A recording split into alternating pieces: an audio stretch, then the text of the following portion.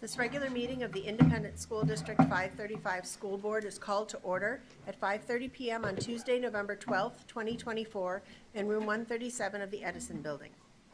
The board acknowledges this site and all RPS sites are situated on the ancestral land of the Dakota people, and we honor the Dakota nations and the sacred land of all indigenous peoples. Present at this meeting are school board members, Superintendent Kent McKella, non-voting ex officio member, and Assistant School Board Clerk, Ms. Lori Sam. Ms. Sam, would you please call the roll? Director Barlow. Here. Director Cook. Here. Director Garcia. Here. Vice Chair Walton. Here. Treasurer Martin. Here. Chair Nathan. Here. Vice Chair Wilson. Here. At this time, we offer the opportunity to say the Pledge of Allegiance. I pledge allegiance to the flag of the United States of America and to the republic for which it stands, one nation, under God, indivisible, with liberty and justice for all.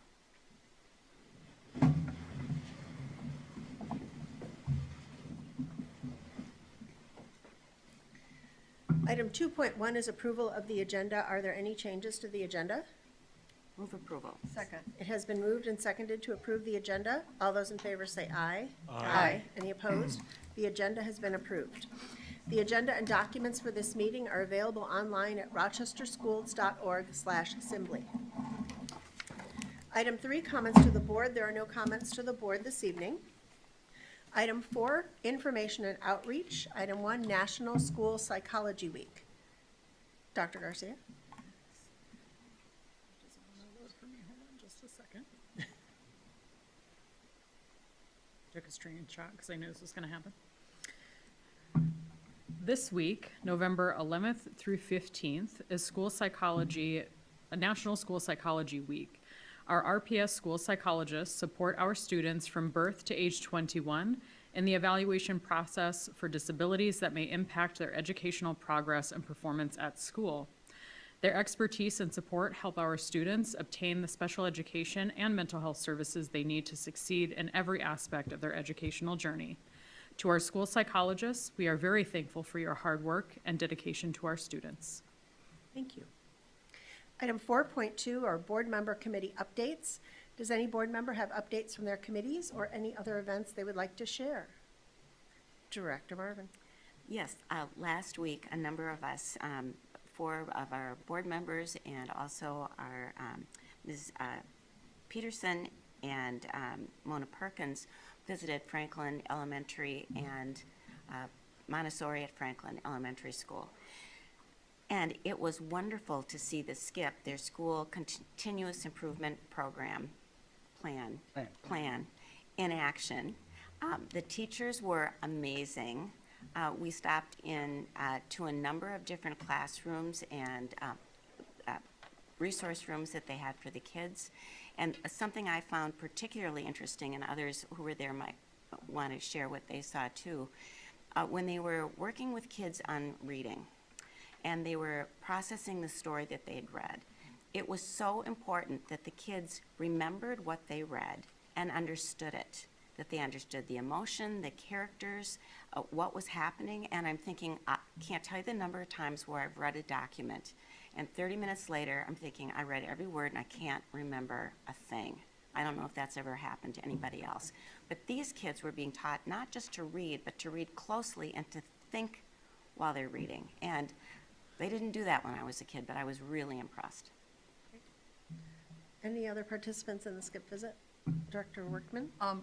Yeah, I think just to add on to what Dr. Marvin just said is when they were going through a story, it wasn't just once and done. They would go through it any number of times, like, what else did you see here? What else was going on? And a few cues, and it was, the kids were fully engaged in that activity, and it was so wonderful to watch. We also had the chance to have them walk us through some of their alternatives to suspension approaches and their commitment to making sure that students can participate in the classes in a way that supports, their peers in the classroom, but also to help students regulate when they are having behavior issues in a way that gets them to a place where they can continue to work on their schoolwork without being sent home and missing the school day. And we met some of the staff, and they talked about some examples of what they do with kids, both walking them around the building, bringing them to some sensory rooms. There's a dedicated space where kids who need to spend some time outside the classroom can work with an ESP on their behavior issues, but then also stay there to work on their homework, et cetera, before they're ready to return to the classroom. And it was that space, the community room space, the way that those classrooms at Franklin also have common space where they can break students up into small groups and have their ESPs or even the reading center come in and work with kids one-on-one, really shows that our school spaces aren't just about classrooms with desks lined up in even rows. They're really customizing how we're using the spaces in our building around the curricular needs and the behavioral needs of the students. And it was really great to be in the building and see them at work. Can I ask a question? Sure. What grade were you in when you were observing the reading? Well, I think we were in a 5th grade room, we were in kindergarten. Was there a 1st or 2nd grade? But it It was Montessori level. Montessori, okay, but, and part of it was so cool because the kids were sort of situated, positioned the way kids are at home when they're learning. They were on the floor, and they were sitting at desks, and they were sitting at low desks, and they were sprawled out, and it just made so much sense that you provide the kind of accommodations that kids feel better learning in. They were comfortable, and they said that the behavior problems at Franklin were almost non-existent. And I think part of it is because kids have choices, and they feel excited about learning. So it was wonderful. This idea that schools haven't changed in the last 50 years, not here. Things are changing. And this is the second of the board's visits to schools to have an overview of their SCIP in action, and we'll be doing one of these every month throughout the rest of the school year. Dr. Cook? Well, I was so pleased to be able to attend the 2024 NAACP Rochester branch's Freedom Fund banquet. And it was, there were other members of the board and superintendent, I know you were there, of course, and just a wonderful opportunity to experience the richness of culture and celebration of civic engagement and pursuit of justice that really is the hallmark of the NAACP. And then particularly of note for the district here, Rochester Public Schools was recognized with a new award from the Rochester branch of the NAACP called Educating the Minds Award, which was granted to Rochester Public Schools to honor, the criteria for this award is to honor an instructor, author, trainer, consultant, or organization who shares an infectious love for learning, is compassionate, flexible and creative in delivering instructions to a diversified audience, and makes a difference in the lives of their students. So I know, Superintendent, you were there to accept the award, but I think it really is, and as you mentioned at the time, a reflection of the many passionate educators throughout our district that are just doing great work to advance exactly those interests. So it was a nice opportunity to be with our community and also to celebrate that recognition. Anything else, board members? All right, we'll move on to our consent agenda. Items 5.1 through 5.7 are our consent agenda items. Would any board member like any item removed for separate consideration? Move approval. Second. It has been moved and seconded to approve the consent agenda. All those in favor say aye. Aye. Any opposed? The consent agenda has been approved. Yes, please. Thank you, Madam Chair. Board members will have noted that in our human resource action was an in memoriam item. And we have something of a unwelcome tradition, but I think also a welcome one, of noting when we've lost someone in the Rochester Public Schools community or the broader community of Rochester. Tracy Higley was a much-loved educator in Rochester who died peacefully on Sunday, October 27th, surrounded by her family after a very long and courageous battle with cancer. Tracy began her work in Rochester Public Schools in 2013. She taught kindergarten for 2 years and second grade the past 8 years at Gage Elementary. And Tracy, from the conversations I had, I was over at Gage the morning after she passed, and then I got some emails from staff. She really exemplified, I think, a teacher leader. There's a tension for those of us in education, for many people who don't want to leave the classroom, but they do want to shape their schools. And often it's very demanding to do both of those things, but Tracy did it. She was passionate and clearly an extraordinary teacher, but she also led the staff development committee at Gage. She was a key member of the professional learning community. She was a part of the site leadership team. I was a little surprised to learn she actually had spent 7 years as a principal in West Virginia, where she also was a reading teacher earlier in her career. And staff at Gage told me that she was deeply well-loved for her selflessness in servitude to others. Even in the midst of all the things she did at Gage, she volunteered with Inheritance of Hope, which supports young families where a parent has terminal illness. She led with integrity and had a sheer love of learning. She also was tough in a loving way. She wanted her kids to achieve at a high level. And I heard from more than one person that she was gifted at forging genuine relationships with everyone that she met. And so we want to say we are thinking of the Gage community. We're thinking of Tracy and her family at this moment of transition, and we thank her for her service to Rochester students.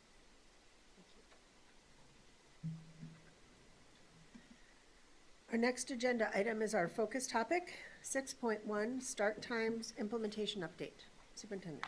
Thank you, Chair Nathan. I want to call three of my colleagues down, John Carlson, our Chief Administrative Officer, Jackie Peterson, our Chief of Schools, and Amy Ike, our Executive Director of Community Education and Partnerships. As board members know, even amidst the emphasis that was understandably on the referendum, which we'll be talking about in a moment, this was a big fall for a major change in our school start times. And there has been a long-standing effort to get start times just right, both educationally, operationally, and financially in Rochester Public Schools. We think we made a huge step forward after this being an issue, as board members know, since I got to Rochester in the summer of 2021.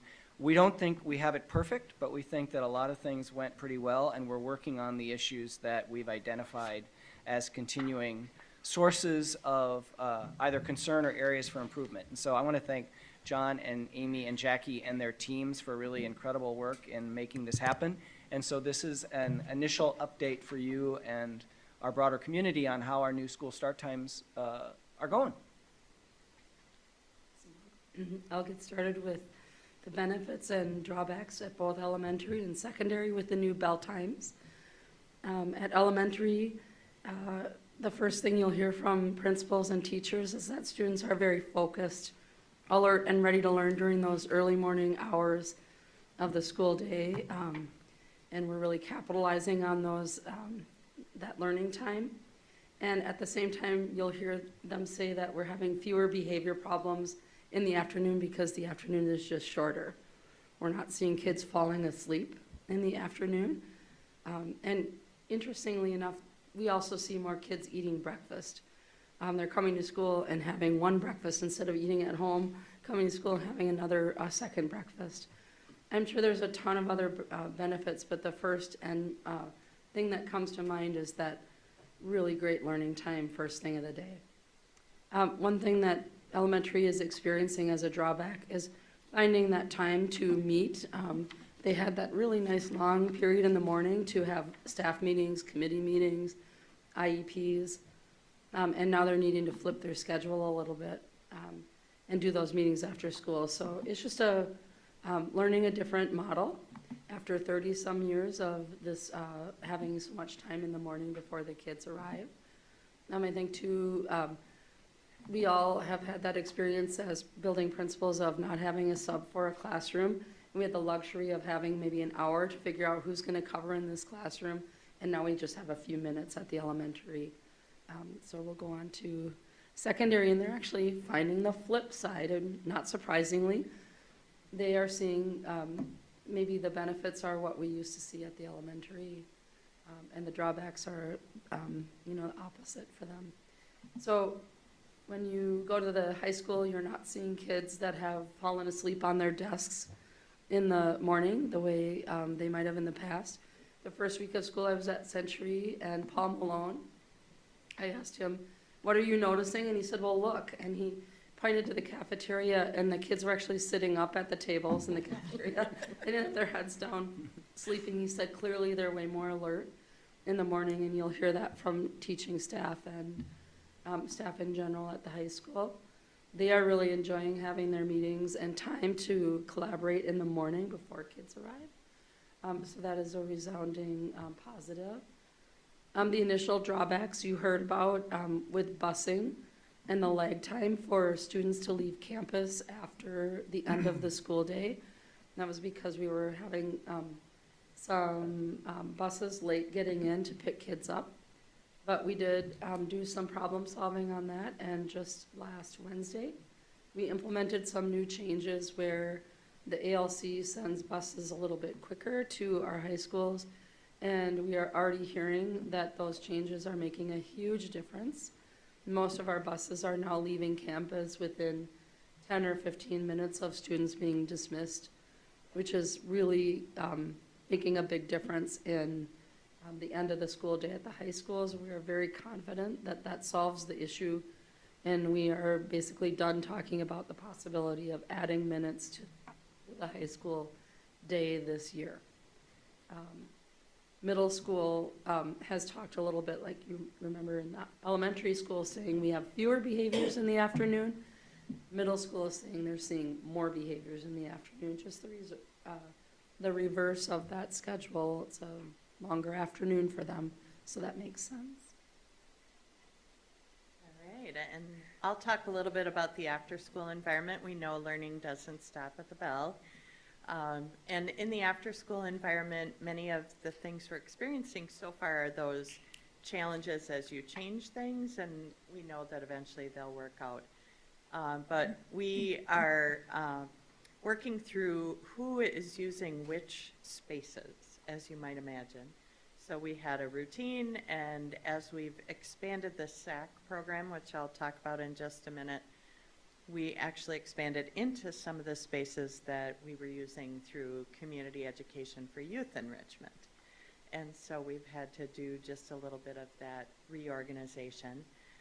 We've also discovered a bit of a challenge, which I think over time we'll be able to get over, but our instructor pool that was typically available around that 3:30, 4 o'clock time may not be available at this earlier dismissal at elementary. So we have to find people, a different set of people who are available.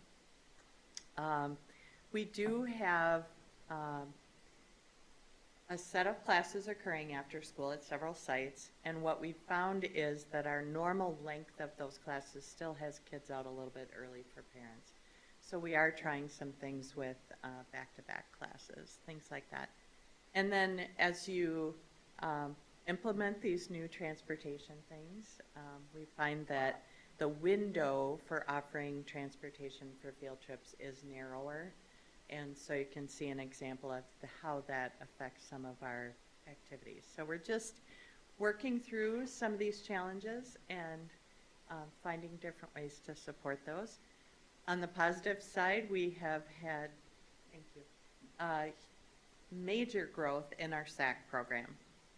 And under the direction of Dr. Pakel, who recognized the critical nature of SAC, and my colleagues here that have helped in identifying some of those additional spaces where we have lots of waiting list kids, we have been able to add over the 300 additional spots that we were hoping to add for this fall. So we're currently at 388 additional families. So some of those families have more than one child, but minimum 388 additional children at this point in the year than we were at. And that is credit to Nate Shriver and his team, who have been recruiting and interviewing, and then our HR partners who've been helping with that recruiting piece as well. So we feel like we're in a much better place this fall to meet that need. We do still have some waiting lists, as you can see on the chart, but we've been able to resolve most of them with the hiring. One thing that happens every fall is when some of our college student workers find out what their schedule is, they realize they can't work all of the days. So Nate has been focused on replacing those that we lost to this fall, and we're back to addressing wait lists now. All right, just some statistics on what's happened with self-transport. Remember, self-transport is what we call formerly exception to attendance, as well as the lottery into district-wide option schools. So as we're looking at our data, there are 1,485 elementary students self-transporting to a DWO school. That includes Longfellow, Washington, Lincoln, Franklin, and Spanish immersion. There are also 948 elementary students who are choosing self-transport to a non-district-wide option school. And so outside of Pinewood, which I'm going to talk about in just a second, the highest number there is Gibbs at 102. So 102 students at Gibbs are there on self-transport. The lowest number we have is 25 at Hoover. So every school has some level of self-transport at the elementary level. One interesting thing that we have noticed is that at Longfellow and Pinewood, there are 134 students who should be going to Longfellow because that is their attendance area, that's their boundary, but they have opted out of the 45-15 calendar and into the Pinewood at the same building to be on their traditional calendar. At our middle school level, there's 202 students using self-transport to our 4 comprehensive middle schools, and there's 51 additional students using self-transport to Spanish immersion at Willow Creek.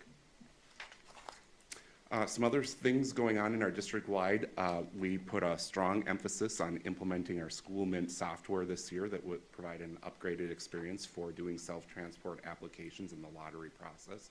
And we've gotten that down to really, there's a couple students waiting at Washington, as noted there. Lincoln is filled to the top at every grade level, and that is really the only school now that has a waiting list of 41 students. Montessori, we've taken care of eliminating the waiting there by adding an additional kindergarten first grade section. Spanish immersion at Riverside, there's now no waiting list there, and Longfellow, even though the enrollment numbers are down at Longfellow, the building is now actually being used at the capacity that was intended, with co-locating Pinewood in the same facility at 89% filled. District-wide option is another new transportation hub is another new option that we implemented this year that we're still trying to work some bugs out, but it's, for the most part, it's going okay. Can you just describe what it is in Yeah. really nuts and bolts terms? Yes, a district-wide transportation hub means that whereas we used to provide transportation to our district-wide options across any of our 218 square miles of the district, now we have constrained the transportation to basically the attendance area that touches the attendance area of where the district-wide option school is placed. So for example, Lincoln, there's 4 or 5 options on getting transportation to Lincoln. It means either getting picked up at like Falwell as an example, or being within the Falwell busing zone already, and then just continuing on the bus to Lincoln. And so these are the numbers that reflect the number of students who are using the district-wide transportation hubs so far this year. Again, Lincoln at the top at 149, down to Longfellow, there's about 12 students who are using it. Jackie kind of mentioned this, and I think this has already been adjusted. We've implemented some small 5-minute changes at a couple of our elementary schools, and then adjusted the ALC schedule by 10 minutes to alleviate transportation concerns at the high schools. And then this is a list of things when we asked our transportation department, what could be improved next year? Obviously, we have significant discussions that would need to happen before, so we're just giving some ideas and topics out there for discussion, but no decisions have been made on these, but one suggestion was ending our non-publics or going to our non-public schools and saying the end time, if you want busing in the afternoon, would have to be 3:15 or earlier. I think we've already addressed the ALC end time. As Jackie said, point number 3 may not be needed now. Point number 4 really deals with special ed and newcomer placements and looking at, can some of these programs be as central as possible? One glaring example of this is we have a great special ed program at Overland Elementary, but we have some placements that students are attending from the far southeast corner of our district.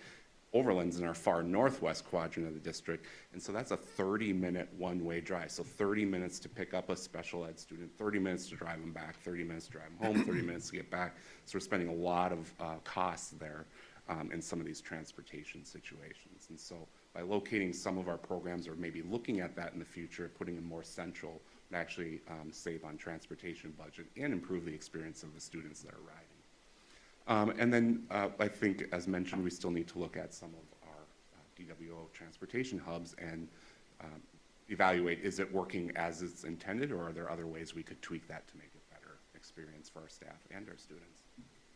I think that's what we had prepared for you.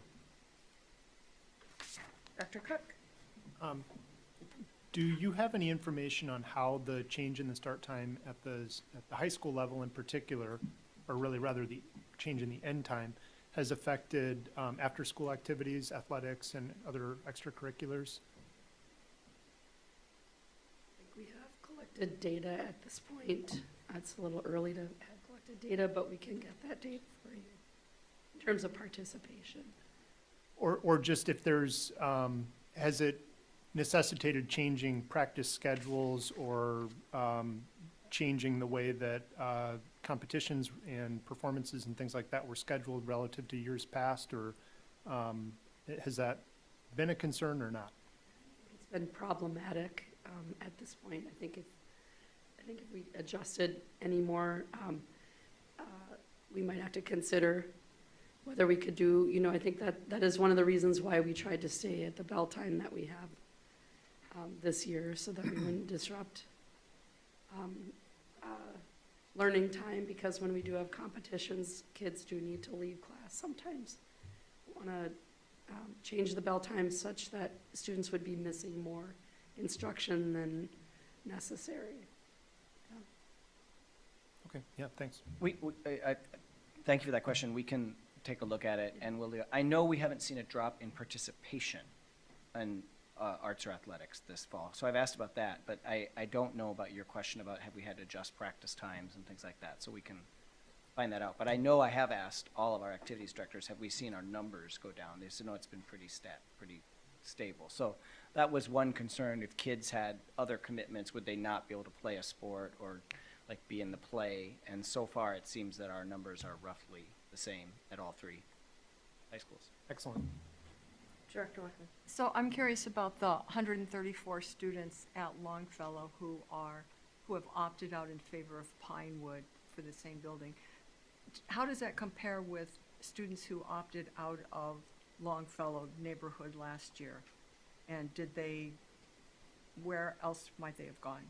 We actually do think that's a very similar number, and last year they would have been at Franklin, and we would have been paying for their transportation over to Franklin. Thank you. Dr. McLaughlin? I have a question about the same slide, the first bullet point, the 1,485 elementary that are self-transported to the DWO schools.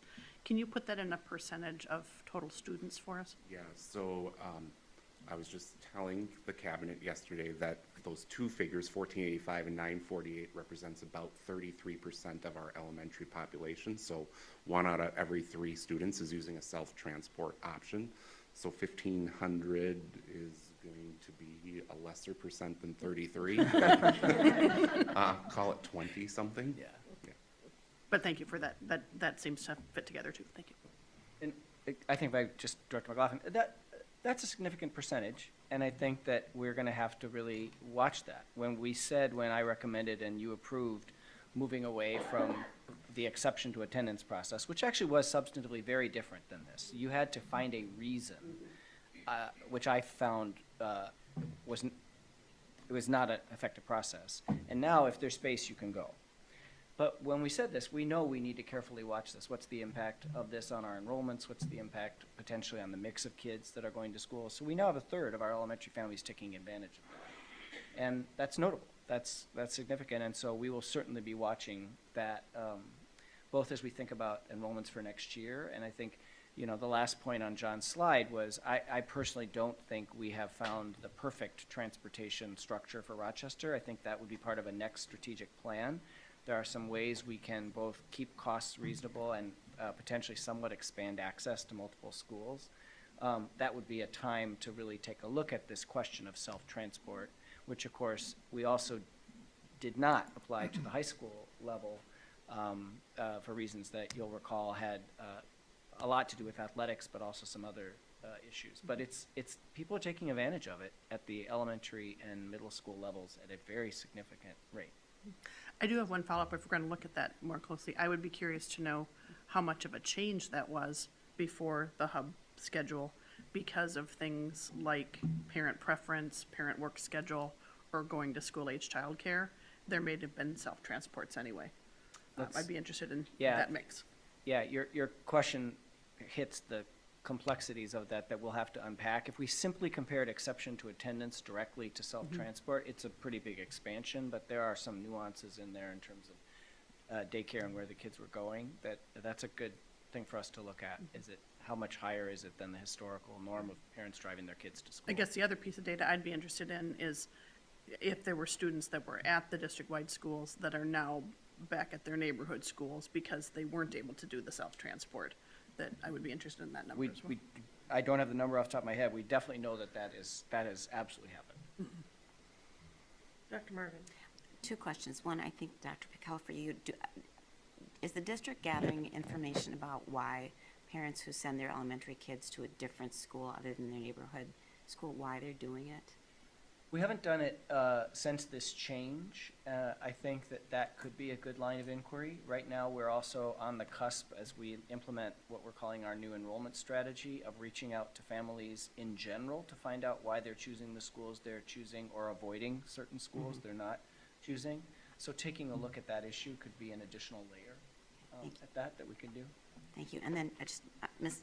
Like a quick question for you. Do you know how many and this isn't about percentages, how many high school students, Rochester high school students, are working in the SAC program this year? I mean, like. I don't know that off the top of Well, Quite a you can few. ask Mr. Carlson because he knows everything. I don't know Jen, that. do you know I that? do not know that. I can't say I it up can here. find that for Okay, you. thank you. Yes, we had quite an increase due to some of Jackie's efforts with colleagues to arrange for that 8th hour to be a flexible hour so they could come and work with us. I just don't have a number at, I didn't give you a heads up, so I just sorry about curious. that. I still I'll get like it you. for you. That's I do believe a large number of the self-transports at elementary are daycare, and people are as passionate about daycare and committed to daycare as they are about their schools. And it's problematic when we can't support, if there's not space, people get very concerned because they've had the same daycare since maybe the child was born. I doubt that's changed a lot under the new self-transport. There are probably as many people exercising that for daycare as there was under the previous exception to attendance. And I really do we used to not allow that for middle school, and who are we to say that a middle schooler doesn't need daycare? So I like that parents are able to exercise that option at middle school if they feel their child does need to be, provided some level of care after school. Dr. Barlow? To one statement, one question. Statement, I like the idea of the self-transport and how it's working, whether it's program-driven or for other reasons. I do wonder, though, if at some point we'll be able to, if it is Spanish immersion, if you will, or the Montessori, it's been suggested that, we may have the opportunity to, for placement in multiple, I'm not saying those particular programs, but I think with the awareness that parents are liking certain particular things. Students are benefiting from those things. It might be well worth our looking into the possible expansion of. And then the question deals with district-wide transportation hubs.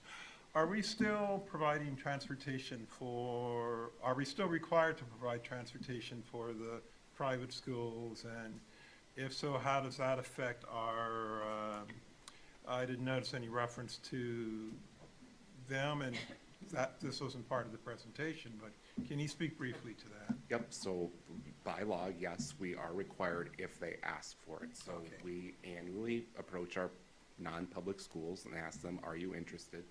All of the non-publics in Rochester opted out of morning transportation. So no one is transported in the morning, and there are a handful that are choosing it for the afternoon. Now, we get to have a say then in what their start times and so an end time would be to accommodate, you know, fitting it into the system. What we can't do is shorten their number of minutes compared to our schools, but we can tell them what the start time, what the stop time would need to be to get the transportation. And so that was just one of our suggestions, is that we could tweak that a little bit to make the system run better. Thank you. Dr. Workman. Do you have any concerns about the transportation hubs and also the self-transport in terms of traffic? We definitely had some concerns right away, but I think like anything that changes after people get used to it and then they learn the routine, a lot of those concerns have resolved themselves, but I would not be truthful if I didn't say there are still some minor concerns out there that do need some tweaking. Anything to do with, safety at all? Some of them probably were at the beginning or just trying to understand the safest way to get, walk across the traffic or cross the street. And then we have a Safe Routes to School coordinator on staff, and her job is actually to go out and address those and work with the principals, work with the families, train students on the best path to their school, help with traffic flow. And it's been, we've been dealing with those concerns as they come up. Great, thank you. I know that one of the reasons that we moved our high school times back was to give our kids more time for sleep in the morning and to have them learn at their optimal time.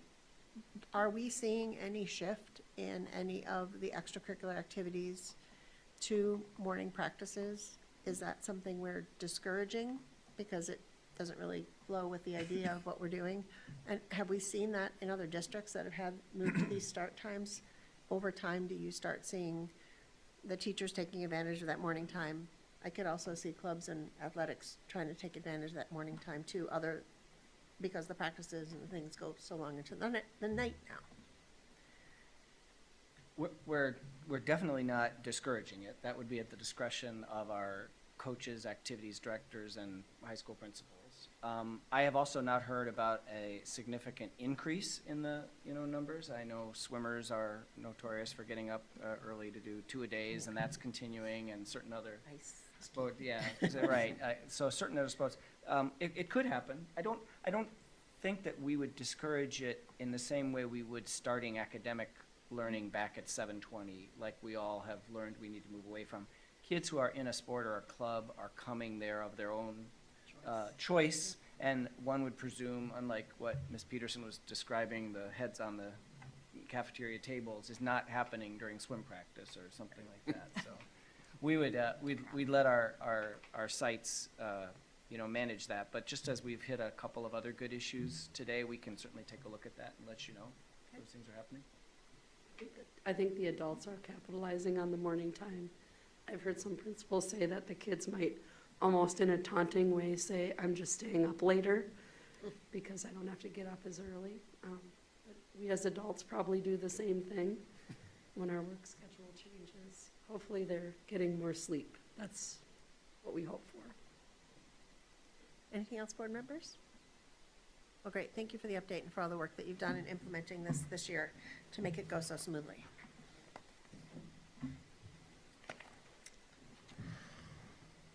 Our next item is 7.1, monitoring referendum results and next steps. Superintendent? Madam Chair, board members, this update is going to be dramatically briefer than it otherwise might have been. Had the referendum, this agenda item was on the agenda, win or lose. appropriately. And so, as board members know well, with almost 80% of our community casting ballots, 79.6% in particular, 57% approved the Ignite Student Learning referendum, 43% did not approve it, which means that it will go into force. If that had not happened, tonight would be the point I would be laying out our plan to close 3 schools, raise class sizes by 3, and make major cuts in positions and programs. Because of the passage of the referendum, none of those things will need to happen. We are not greatly increasing funding and launching new programs either. The resources will allow us to provide our educators and especially our families with stability. When we just had this discussion of the start times, mixed up in that were the challenges that we all experienced last winter with the likelihood of closing schools and making major cuts. And the uncertainty of that experience for everyone was certainly one that was on my mind throughout the referendum discussion. So looking forward, as we will have many other opportunities to update the board and the community, we will closely adhere to the plan that was at the heart of the Ignite Student Learning referendum. The investments in our 4 investment areas: supports for kids who are struggling, supports for kids who are accelerated, and academic enrichment for all kids, mental health and well-being, and career and technical education will be front and center. We'll be every year providing you with a budget recommendation for the referendum, even though that is not required. We think that'll enhance transparency and accountability, and we will have a dashboard on our website that allows people to track how those additional dollars are being used for those 4 critical priorities. I think the last thing I'd say, both I and board members who spoke about the referendum often was separate from the campaigns. We couldn't tell people how to vote, but I really am sincere in saying we want to thank people for listening, including those folks who voted no. I had some of my most productive and educational, for me, discussions with people who I'm positive did not in the end vote for the referendum. But they were committed to kids, they were concerned about education. They often had significant concerns about taxes that didn't always have to do with the school district, but they raised those concerns without exception in a respectful, positive, even sometimes if a highly critical way that made me better as a superintendent, helped me think about how the broad needs of our community matter to our school district. And I hope that there was a sense as people reflected on this referendum proposal from the one that narrowly failed by 318 votes last year, that we really do listen. That there is, I think, an understandable skepticism in just American public life today that people in decision-making roles really listen. And if you, I think, look at the hard lessons we learned when our community said no last year, in terms of the focus, the size, the scope, the nature of the communication, I hope it shows that we listen, and that we will continue to listen as we go forward with other difficult decisions. In the end, this board still has to make those difficult decisions, but we're not doing it in a hermetically sealed bubble where we don't get the feedback, including sometimes some challenging feedback. So thank you to people, however they voted, for voting and for expressing their opinion on it. Fortunately, we will now be able to bring you a budget in June of 2025 that includes the Ignite Student Learning referendum plan, rather than the reductions that would have resulted from its failure. Well, I would like to thank the superintendent for being our chief message giver across our community with the information presentations that seem to be endless, and to board members who also participated in that, whether you gave a presentation or passed out stickers at the table and let kids spin wheels and go prizes while you had conversations with their parents. We also had a wonderful communications team here at the district that managed our information campaign very ably, and I think it's impossible to say that if you were looking for information for the referendum, you couldn't find it, because I really think our intent was to push as much information out, as much information that could have gotten on people's nerves. We wanted to make sure that that information was out there for an informed decision, and we couldn't have done it without them. And in addition, our cabinet and our building leadership, I think we asked our building leadership to help share that information more directly with their communities and be sort of key conduits for questions and answers. And I think I heard from a lot of parents that it helped them develop a better relationship with their principals in some cases, because it generated conversations not just about the referendum topics, but what it meant for their schools and their child-specific experiences. And then, two, all the community members, whether you were advocating for or against the referendum, whether you had a conversation with your neighbors, whether you helped your neighbor find information. Our community partner that helped us with our AI chatbot, Treeby. always want to mention that. Having been through this referendum cycle multiple times in this community, the thing that impressed me the most was how many more people were paying attention and were curious and were asking questions and were engaging in the conversation. And just like we tried harder, I think this time, to listen and even modify some of the presentations and some of the ways we shared information to meet the needs of the community, I want to urge the community to continue to ask us questions, to continue to look for the information, to ask us for information if we're not giving it to you in the way that it works for you, because I think it sets a foundation to build trust and to build confidence in how we're going to apply these resources. And I think in the end, we will see those positive outcomes for all of our students. So thank you to everybody involved, and board members, I'll open it up if anybody else has anything to say. It's been a road. Dr. McLaughlin. I would just add in the conversations that I had with people that I think that what I was sharing with people in response to mainly questions about the budget is how complicated school finance is. And I'm hoping that I think people learned through that process, but probably not to the level that we would want them to be educated on that work. So I'm looking forward to not only the budget recommendations, but the dashboard for the referendum, that I think that will go an extra step to continuing that education in our community, so that people can be well informed about how we're using our money and that we're using it wisely and making good decisions at the board table. The other piece that I want to be sure about is I did have some comments about that dashboard and providing information to the community. So I want to say it tonight to hold us accountable that we need to do that for the life of the referendum and not let that fall off based on changes in personnel and whatnot, different board members, that kind of thing. This board, whoever's on the board, needs to be accountable to follow through with what we told the community we were going to do. All right, thank you, board members and superintendent. Our next monitoring item is 7.2, enrollment update. This is an annual report that the board receives. Superintendent McCall. Thank you. As you all can see, John Carlson, our Chief Administrative Officer, is coming down. As the chair just mentioned, this is a report we give every year. I will say, as I think about the future of RPS and really the fact that our strategic plan comes to an end at the end of 2025, I do think we need to do another research-based enrollment projection. We've been working with one that was done at the height of the pandemic, when every demographer would tell you all of their longstanding assumptions were either thrown out the window or being highly questioned, because the world was so unpredictable in terms of people enrolling kids in kindergarten or not. So the projections we've been using came from the external experts we contracted with to do that last time. I think, as John will describe, we have been smart in budgeting conservatively tied to that enrollment projection. I think especially given the impending changes here in Rochester with Mayo Clinic's Bold Forward Unbound initiative and the employment growth that they're predicting, we need to do another projection. And so something John and I have started to talk about. But in the meantime, here's our report on how we're doing against our current projections. That's good, thank you.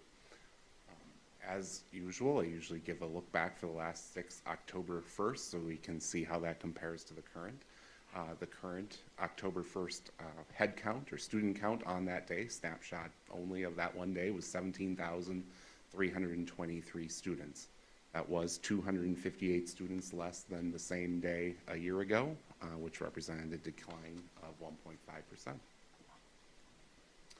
We measure you've heard me say this, we measure October 1st as a point in time. Basically, for comparison, it gives us the same day every year to take a look at who we have enrolled and prepare a trending against that. Our actual funding is based on actual enrollment of every day in the school year. But I just want to point out that doesn't mean attendance of every day.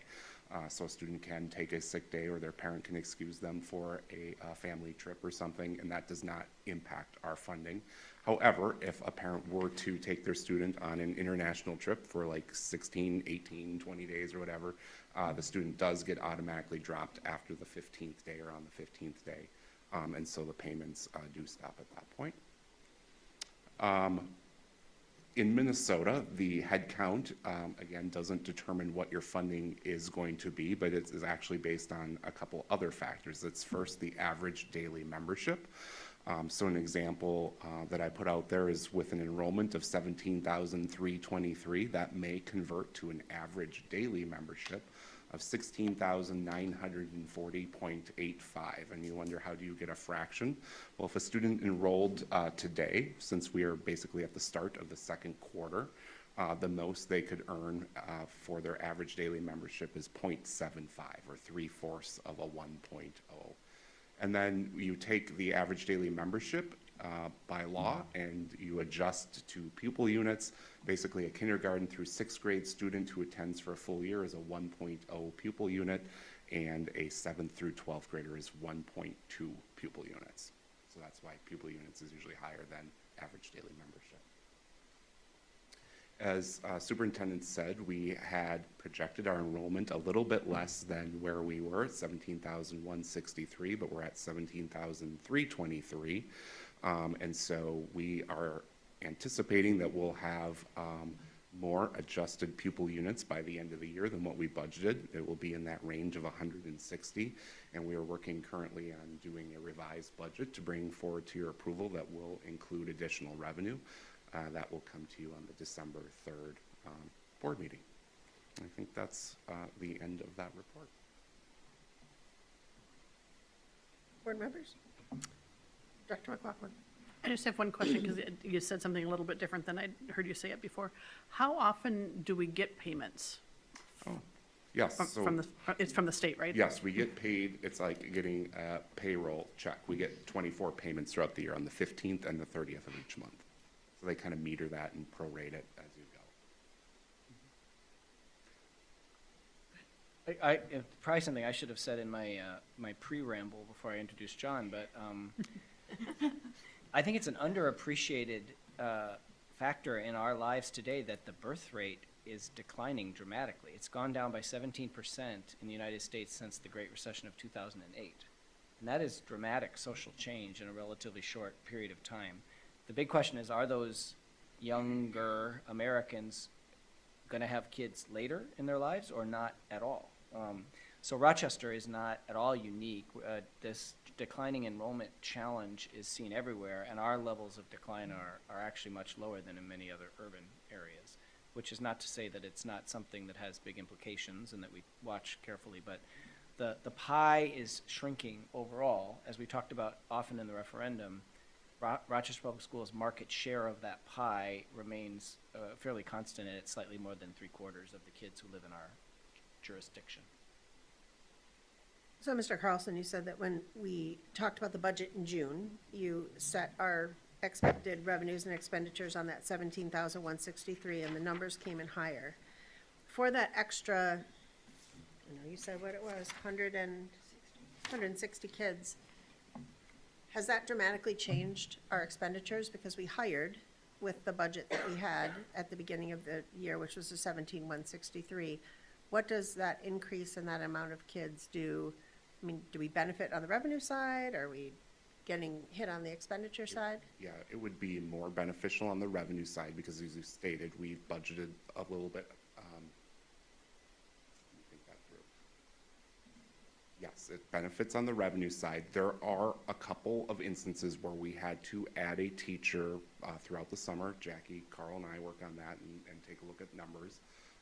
But we had budgeted that in our contingency account. Right. So it's not like we're going to come to you and ask you for the same amount of expenditure increase as we are revenue increase. We kind of had that already budgeted and planned for.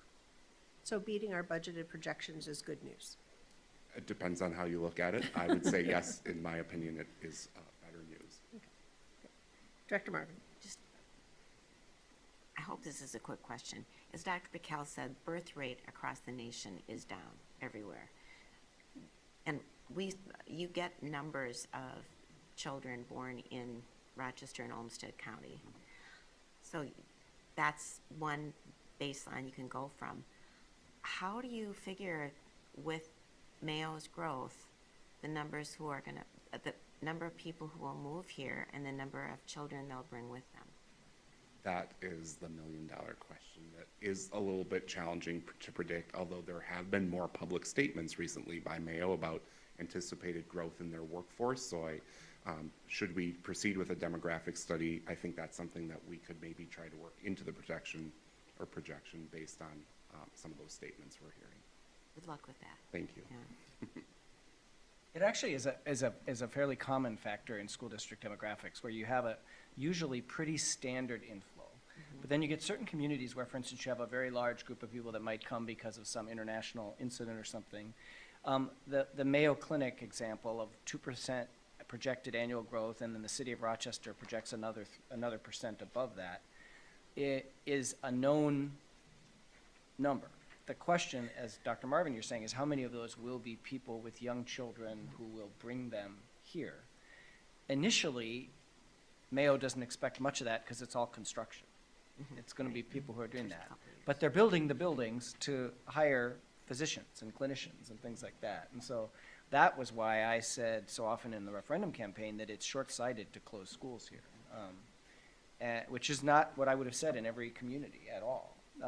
So that would be one of the factors if we do another demographic study, that we would really, and I'm quite confident we would have Mayo Clinic's really strong collaboration to help us begin to do some workforce projections in terms of that families with young children question. Director McLaughlin? Would you anticipate collaborating with the city on that as well? Yeah, absolutely, absolutely. Director Garcia? Yeah, sorry, I'm wondering if might we consider the option of like whoever Mayo is anticipating bringing in, offering them the opportunity of like MinSync as a like maybe a transitionary option so that they are aware of our school district, like kind of how we operate, and if they choose to be in an in-person school, then that could be an option as well. Yeah, I mean, I don't absolutely. know if that would be worth the time, but I think a lot of people are looking for some of that flexibility, and even if they don't plan to stay here, that may offer them the opportunity that if they do need to bring kids with them, that there's either some level of consistency and or they already kind of know who we are, rather than coming here and needing to use us like as a, well, now I have to, versus a choice. Yeah, thank you. It's definitely going to be a time for lots of creativity as we navigate the next 3 to 5 years. All right, thank you. And then we have monitoring 7.3 annual inventory of fixed assets report. Thank you, Madam Chair. I assume I can jump in there. I guess I didn't Please. wait for the magic wand. It's great to welcome Andy Krogstad, who's our Director of Finance, here to give the board an update. This, just like the enrollment report you just heard, is a standing item for the board every fall. So Andy, thanks for all the work you did to put this together. Thank you very much. Very exciting topic that we're about to embark upon. Scintillating. So hang tight, please. As Dr. Piquel said, this is something that by board policy we are asked to come forward and review with all of you once per year.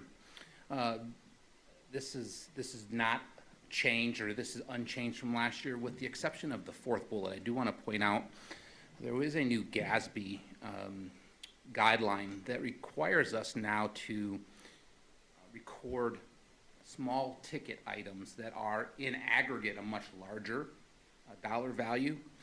We now have to record those as a fixed asset. An example would be a purchase of 1,000 iPads.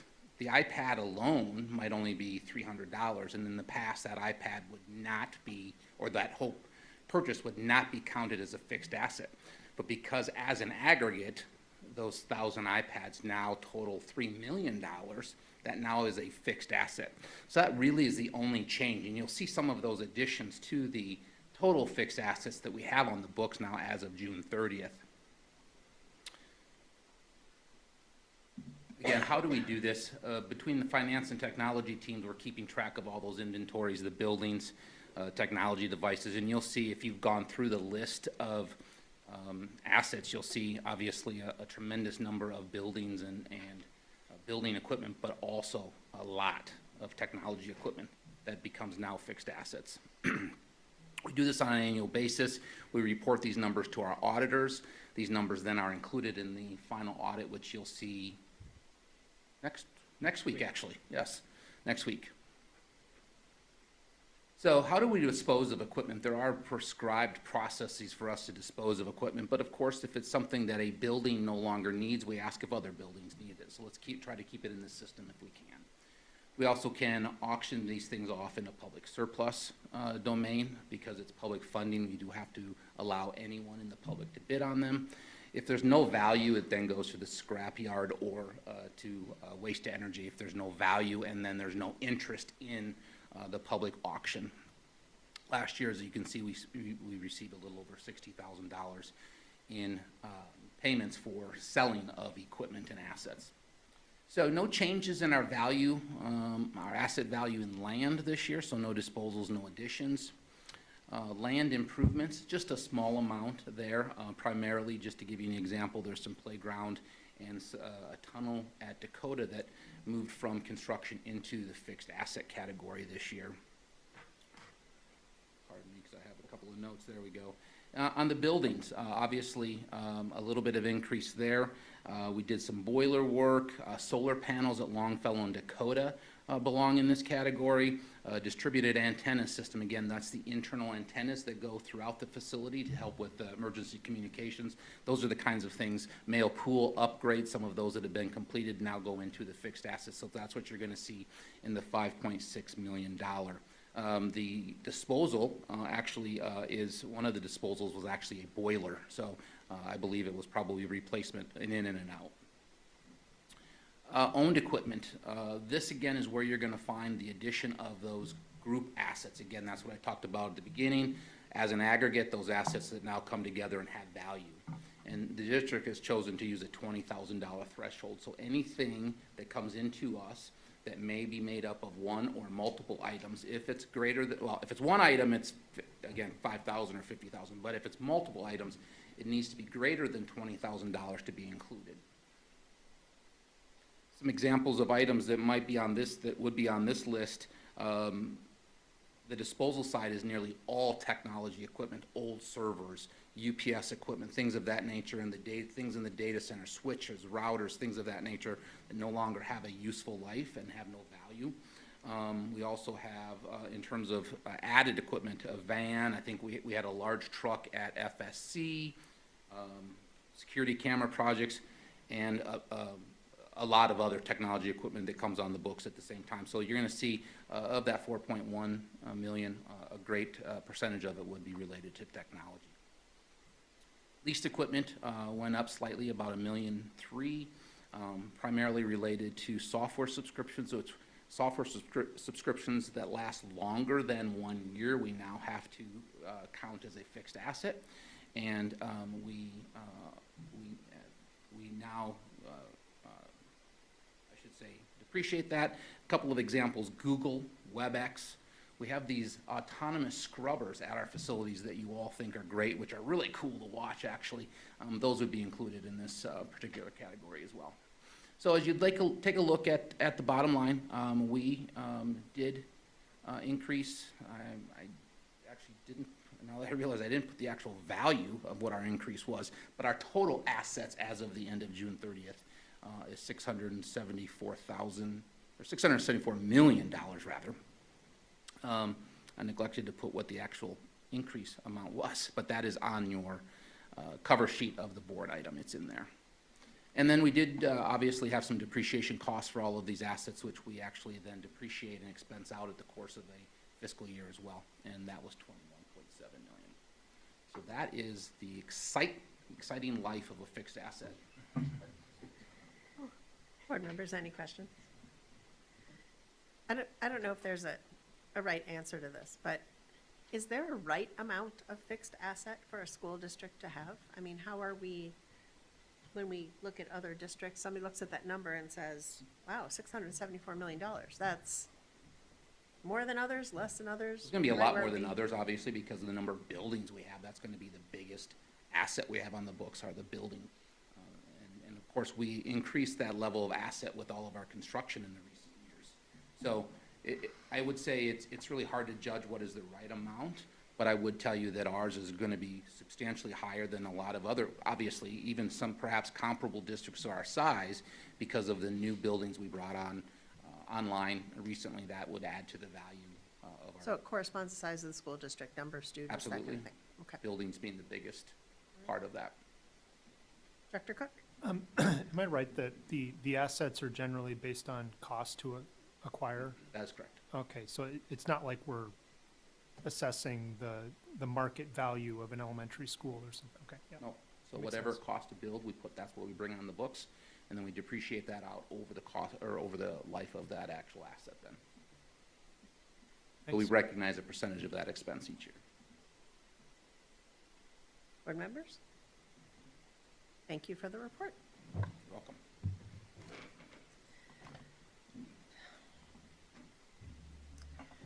The next section, our agenda are 2 action items. The first is the acceptance of canvass of votes cast in the November 5th, 2024 general election. This is an action item, so I will read the resolution and ask for a motion and second, and if received, we can have discussion before we take a vote on the resolution. Be it resolved by the School Board of Independent School District Number 535, Rochester Public Schools, Minnesota, that the general election held in and for the school district on November 5th, 2024, was in all respects duly and legally called and held. The returns thereof have been duly canvassed, and the votes cast at the general election were as follows. Candidate Don Barlow for seat 1 received 38,169 votes. Candidate Patrick Farmer for seat 1 received 17,188 votes, and write-in candidates for seat 1 were 338 votes. Candidate for seat 3, Karen McLaughlin, received 33,575 votes. Candidate John Whalen for seat 3 received 23,234 votes, and write-ins for seat 3 were 254 votes.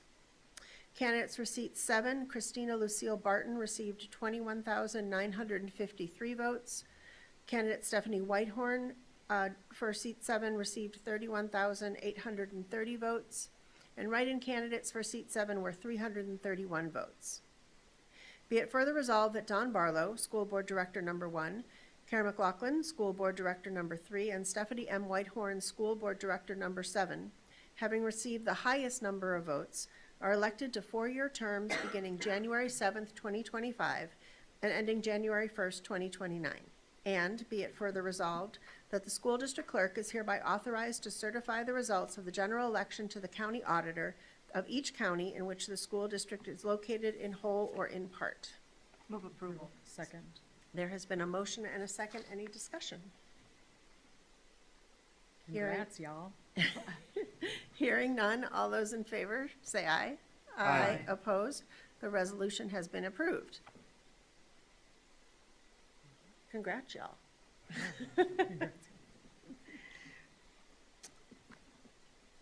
Item 8.2, acceptance of canvass of votes cast in the November 5th, 2024 special election. Again, an action item. Be it resolved by the School Board of Independent School District Number 535, Rochester Public Schools, Minnesota, that the special election held in and for the school district on November 5th, 2024, was in all respects duly and legally called and held. The returns thereof have been duly canvassed, and the votes cast at the special election for and against the question submitted to the electors were as follows. Question number 1, yes votes, 39,837. No votes, 30,058. Spoiled, defective, or blank ballots, 0. Total votes, 69,895.